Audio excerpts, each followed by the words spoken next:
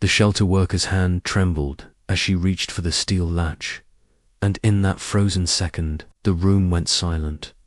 Welcome to my channel, Midsummer Myths, where you find stories like no other, packed with twists, drama, and unbelievable moments you won't forget. Today's story will grip your heart and hold it until the very last word. The municipal canine unit's oldest dog, Rex, was scheduled for euthanasia at 4 p.m. sharp.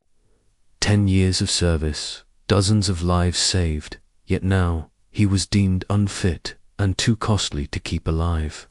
His back legs had begun to fail him, and the department's budget couldn't stretch to cover the surgeries and care he needed. In the corner of the sterile shelter room, Rex lay on a faded blanket, eyes clouded not just with age, but with something worse, resignation. He'd stopped lifting his head when people walked past. The handlers who once trusted him with their lives had been told not to get too emotional about the decision. And that's when the call came in, a voice none of them expected. A retired Marine sergeant named Cole Harrison had heard about Rex's fate from a friend in the force. Cole wasn't just any veteran. He was a decorated Marine sniper who'd served 3 tours in Afghanistan and had lost his eyesight to an IED blast in Helmand Province. Cole had worked alongside military dogs in the field. He knew the bond, the trust that could form between a handler and a canine. And when he learned about Rex's record, he knew something was wrong. This wasn't just an old dog. This was a hero. The shelter staff told him gently that nothing could be done. The paperwork had been signed. The vet was scheduled, and Rex's file was marked euthanize, end of service. But Cole didn't hang up. He asked when Rex's appointment was. 3 hours later, the shelter door swung open, and in stepped a tall man with a cane in one hand and a Marine Corps cap on his head. Cole's sightless eyes stared straight ahead, but his presence filled the room like a wave. Every conversation in the lobby stopped. When the handler led him into Rex's room, something extraordinary happened. Rex, who hadn't lifted his head for anyone in days, pushed himself up, tail thumping weakly. Cole knelt slowly, feeling along the floor until his hand found the dog's neck. And then, in a voice that carried both command and tenderness, he spoke just one word. The staff froze. Rex's ears shot up. It was a word no one in that building expected to hear, and it was about to change everything. Asterisk, the moment that word left his lips, Rex transformed from a broken old dog into the soldier he once was. Cole's voice was steady, almost gentle, yet it carried the kind of authority that could still silence a squad in the field. "Guardian," he said. The change was instant. Rex's tail started wagging, his posture straightened, and his cloudy eyes locked onto Cole as if they'd just spotted an old comrade. The handlers exchanged puzzled glances. "What did you just say?"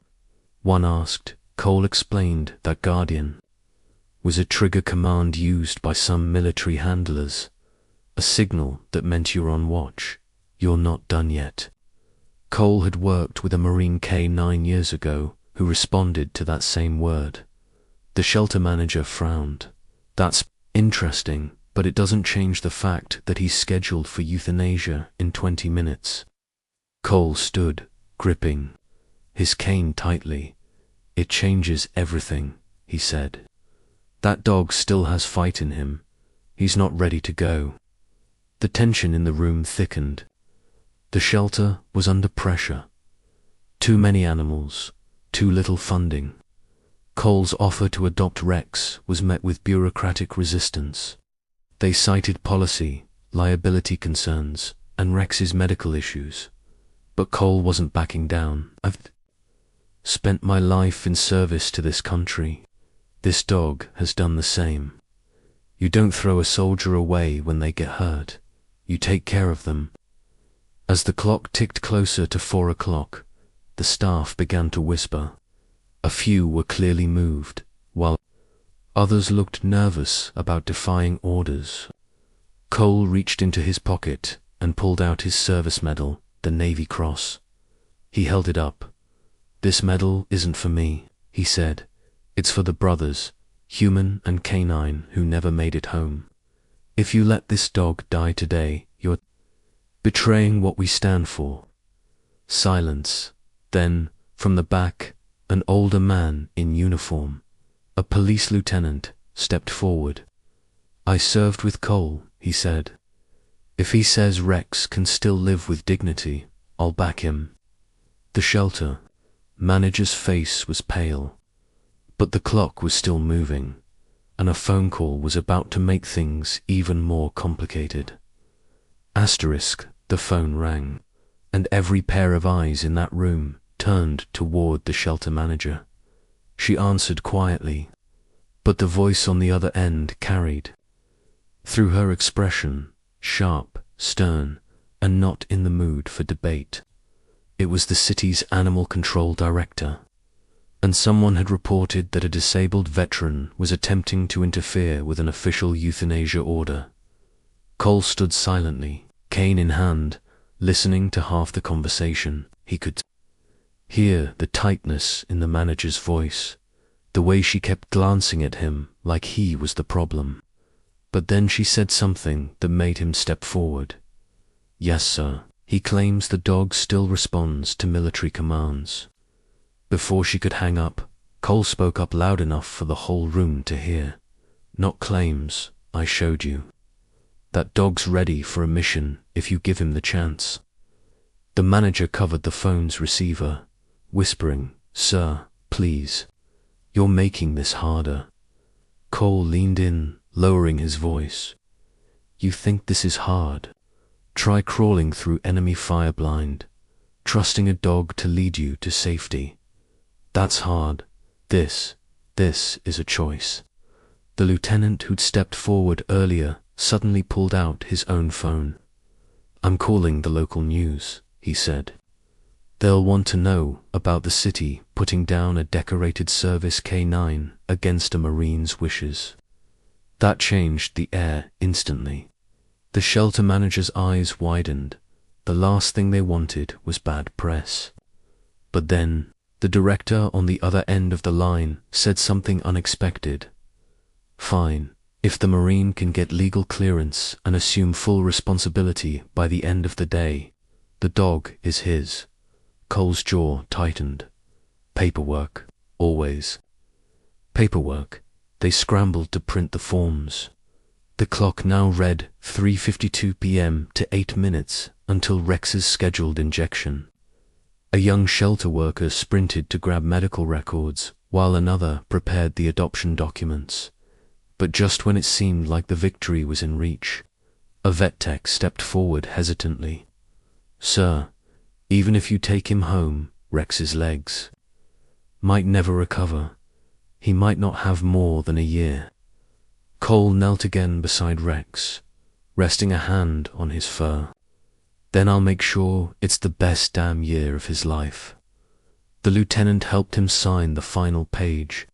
The shelter's printer spat out the last form, and as the clock hit 3:59, the adoption was official. Rex was saved, but the real test was still ahead. Rex's first step out of that shelter was shaky, but his head was high like he knew he'd just walked out a free soldier. The parking lot had gathered a small crowd by the time Cole emerged. Word had traveled fast. A few officers from the local precinct stood at attention as the Marine walked past, Rex at his side. People clapped quietly, not wanting to startle the dog. Cole had already made arrangements. A local veterans charity had heard about the situation and offered to cover Rex's medical expenses. They even found a hydrotherapy center that specialized in canine rehabilitation. The first session was tough. Rex stumbled in the water tank, his legs trembling. But Cole's voice was there, calm, steady, commanding. Guardian, steady. And every time he said it, Rex pushed himself a little further. Within weeks, Rex's strength began to return. He wasn't running marathons, but he could walk the length of the park without collapsing. And more than that, he was alert again, watching, guarding.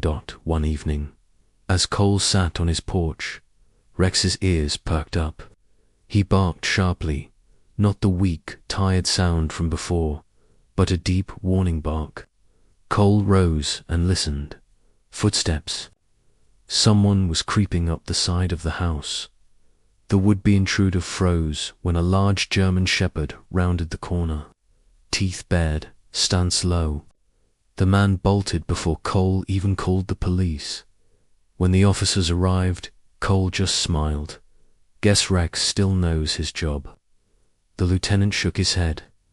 That dog didn't just get saved, Cole. He's back on duty. But the best moment came 2 months later, when the police department invited Cole and Rex to a ceremony before a crowd of officers, veterans, and citizens. Rex was awarded an official Medal of Service for his years in the canine unit, and a standing ovation. The same shelter manager who'd once been ready to put him down stood there too, eyes wet, clapping along. Months later, the shelter got another call about Rex, but this time, it wasn't to schedule his death. It was from the mayor's office, inviting Rex and Cole to be grand marshals in the city's Veterans Day parade. The same streets that once ignored an old, broken dog now cheered for him as he trotted proudly beside his blind Marine partner. Children reached out to pet him. Veterans saluted, and Cole kept a hand on Rex's harness the entire route. Every time someone asked, "How did you get him?" Cole would smile and say, "I didn't get him. He got me." Back at home that evening, Cole sat with Rex on the porch, the sound of cicadas in the summer air. "You know," Cole said quietly, "they thought they were putting you down that day. Turns out, you've been lifting me up ever since." Rex leaned against his leg, tail wagging. The Marine reached down, rubbing his fur, remembering that first moment in the shelter. The stillness, the fear, and then that one word, guardian. It was more than a command. It was a promise. The irony wasn't lost on anyone who knew the story. A blind Marine had rescued a dog, but in truth, the dog was rescuing him right back, and the shelter. They changed their policy after that day. Now, every retiring canine got a chance at adoption. Before euthanasia, a legacy written not in policy papers, but in paw prints. As for Cole and Rex, their days were quieter now, but never dull. They still trained in the park, still sat on the porch each evening, and still listened for the sounds others ignored. Because once you've been a guardian, you never really stop. How did you like this story? Let me know in the comments below. And don't forget to like this video and subscribe for more incredible stories from Midsummer Myths.